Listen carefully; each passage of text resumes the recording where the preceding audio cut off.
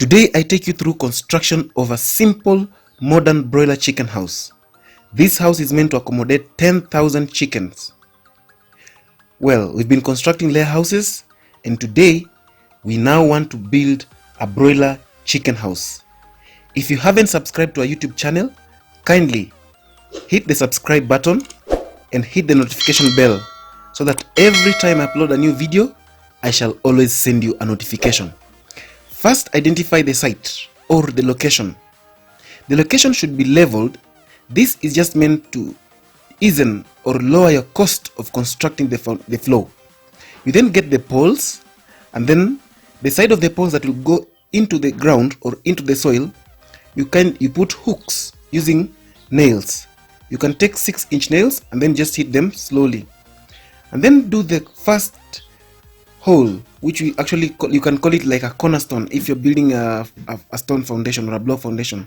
So in this case, you'll do one hole at the corner, which should be wide enough, at least a diameter of 30 centimeter wide. You then put the poles and then use the strings to construct a 90-degree rectangle, that is for the structure. So this pole should be inside the 90-degree. Then wet the hole. You're going to use concrete. Okay, concrete will help you in controlling of termites and also enabling the structure to be firm in place. All right. So the other thing is the ratio is very important for the ballast, sand, and cement ratio that you'll use to make the concrete that shall be used to do the poles. You should use at least half a wheelbarrow of sand, half a wheelbarrow of ballast, and one 50 kg bag of cement in doing the concrete that you'll use to do the corners. Then ensure that the pole that shall be used as the corner pole is exactly at the 90-degree angle of the string that you use.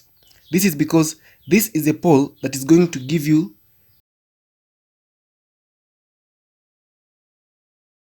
shape of the structure. Then do another 90-degree corner in the other side of the structure. Then this one will be used as well in line with the other pole that you've put to make. This one will be used as well in line with the other pole, just to give you the straightness of the wall. Ensure that you maintain an equal distance of the pole above the string and an equal distance of the pole below the string. Thus, below the string, it goes into the ground. All right. Like I said, again, mixing of sand, cement, and ballast should be very even and very smooth, just to give you a very strong concrete. Okay. Sometimes we use too much water, or one will intend to use too much sand just to lower the cost. But you know, that is not going to be helpful in the long run, because it will crack, or rather it is going to be weak and not give you a very strong wall. Okay. Just like I said, the sand to cement and ballast ratio is very important. While mixing sand, cement, and ballast, do not just mix it on the ground. You first need to use a level or a ground that is at least waterproof. If not, you either made a thin slab before so that you can be using the same place for mixing the same. Don't just mix the same on soil, because when you use soil, you will also include soil in that ratio, in that you'll have sand, cement, ballast, and soil, which we don't want at this point. So it's very, very important that you use a stronger ratio, just to give you a stronger concrete to hold the poles together.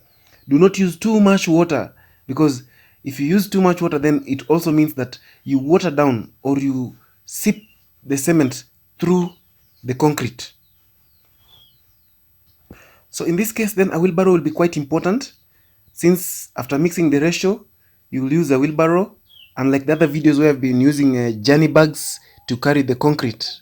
But then now a wheelbarrow will be quite useful at this point, so that you load the wheelbarrow and then you can now take the site. So as you can see, now the corner pole is dry. There's a string running at below the corner pole, and now we are running another string on top of the corner pole. All right. The function of the string below the corner pole will be used to ensure that the flow is even, and the function of the string on top of these corner poles will be used to ensure that the height of the poles is maintained, is even. At the center of the corner pole, you can see there's a blue string. The blue string will be used to ensure that the sides of the wall are straight. So then, ensure you tie 3 strings, one below the one at the lowest point, another in middle, and another highest. So you use this leveler to ensure that the string is straight. All right, the mercury in the leveler should be at the center, just to ensure that the string is straight.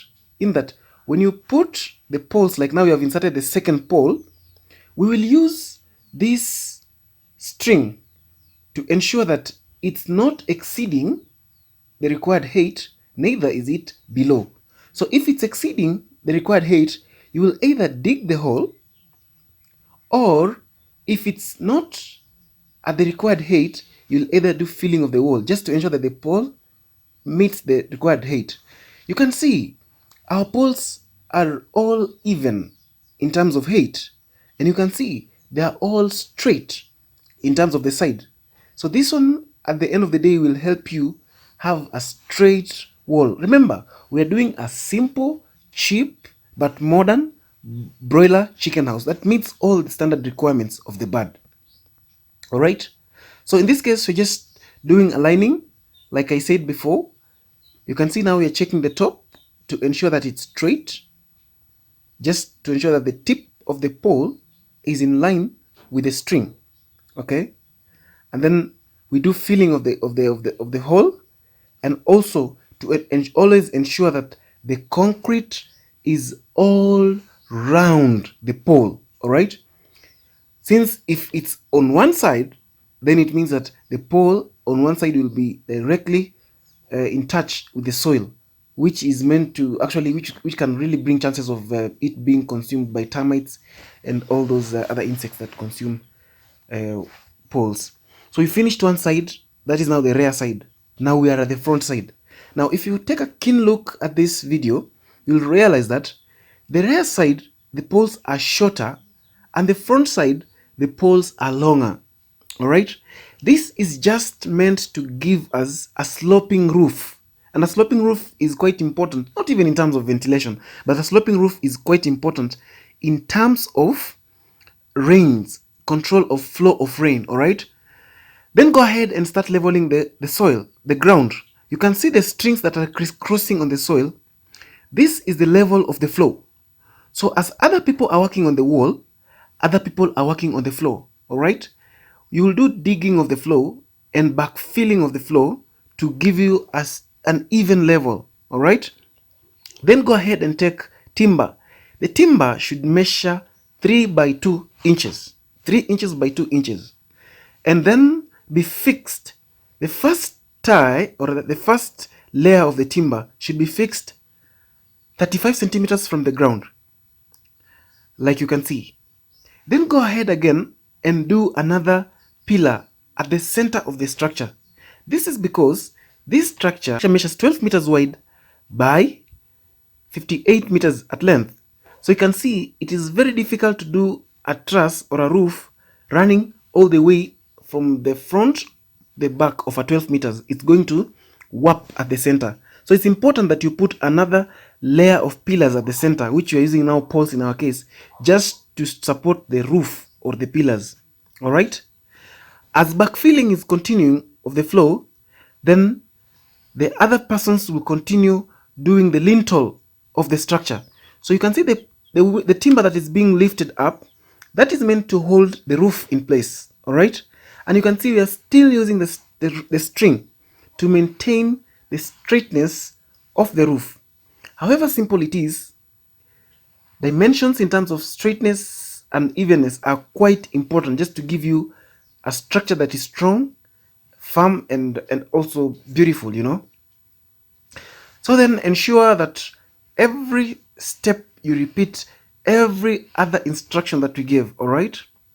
So then compacting of the concrete is also quite important. Ensure that the poles are strongly compacted together, all right? Now, while doing the roof, or rather while doing the lintel, this is the timber you can see we are fixing in place that will hold the roof. It's always important that ensure that there is no joint, like when joining the timber, there is no joint at the poles, all right? The pole shouldn't, the timbers shouldn't be joined above the poles, all right? A joint should be only away from the poles, just to ensure that it's strong and it's firm.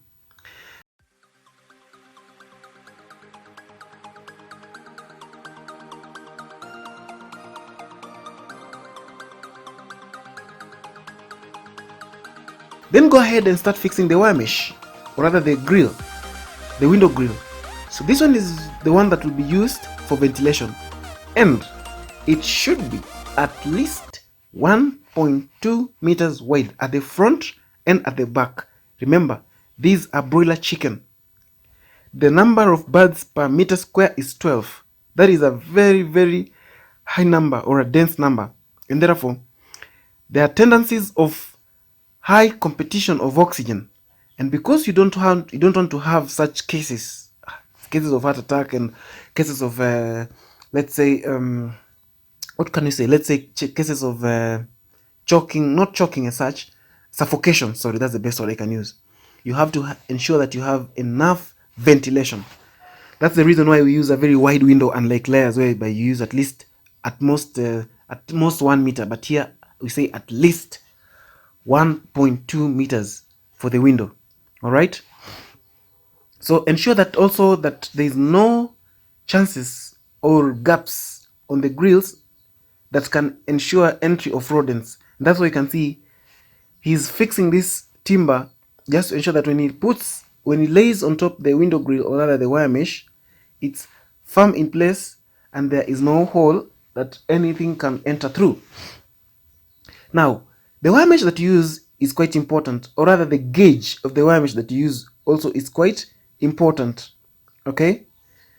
We're trying to use a gauge that can control entry of rodents or entry of any other predators, all right?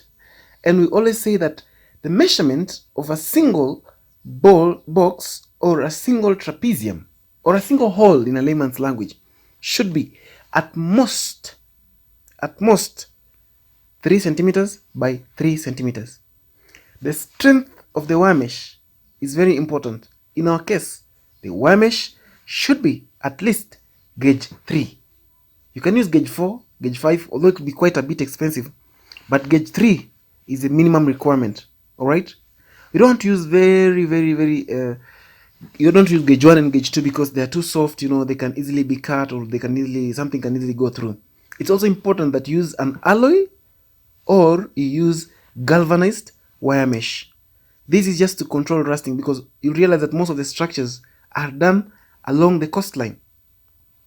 We then now move into the important phase, which is now putting the skirt, or rather the lower side of the roof.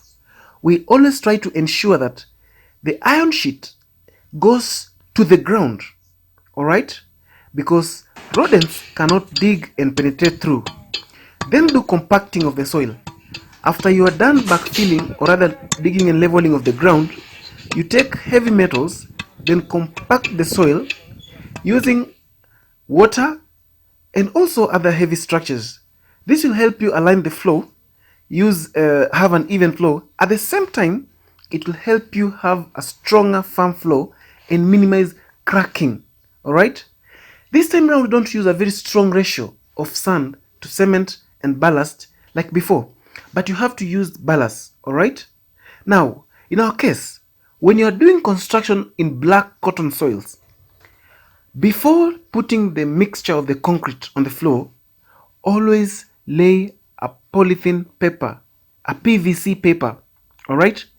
This is quite important because When it rains, and then there come very strong sunshine, black cotton soils always form very huge cracks. Alright?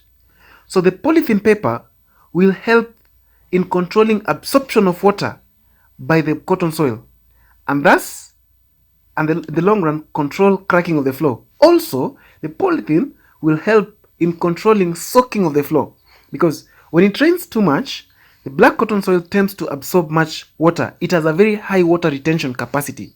So the higher the water retention capacity, the higher the dampness of the floor. Now, remember, I always say in my videos, some of the most conducive environments for multiplication of bacteria are dampness or availability of moisture. So the damper the flow, or the higher the moisture, the damper the flow, and the damper the flow, the higher the chances of multiplication of bacteria. All right. So if you have such a case, then you'll never run away from diseases such as cholera, that is fall cholera, and fall typhoid, and lastly, coccidiosis, which has been a major challenge. Now, after that, then you do compaction. After laying the concrete, then it's just important that you do compaction of the floor. Compact the floor, but remember to use a string always to ensure that the floor is straight and it's even. All right. Now, at this point, we've already laid the wire mesh on the sides. We've already put the top wood lintels. We've already put the center pillars. We've already leveled the floor. So now what is left is we need now to do the floor halfway, so that when it dries, then the other guys will go to the other side and start working on the roof. So at every point, ensure that the polythene overlaps each other. When the polythene overlaps each other, do not have a joint that is quite to each other, but have the polythene overlapping each other, just to ensure that it's really controlled from water entry. Now, the roof here is very simple. Actually, this is the simplest roof you can ever do for a chicken house. You just need to get timber that is 4 by 2 inches. 4 by 2 inches. 4 by 2 feet, sorry. This is to have a strong timber to hold the roof. Do not use anything less than that. Do not use anything more than that. Anything less than that is going to be weak. It's going to either make the roof to warp, or it can easily be blown away by the wind. But you see, the ones that you're using is of moderate. It's strong, and also it's not very heavy. All right. When it's too heavy, it also brings chances of the roof being heavy, and then it brings down the structure. So you can see how the structure is now starting to take shape. When you do the trusses, ensure that the joint is also overlapping and not a zigzag joint.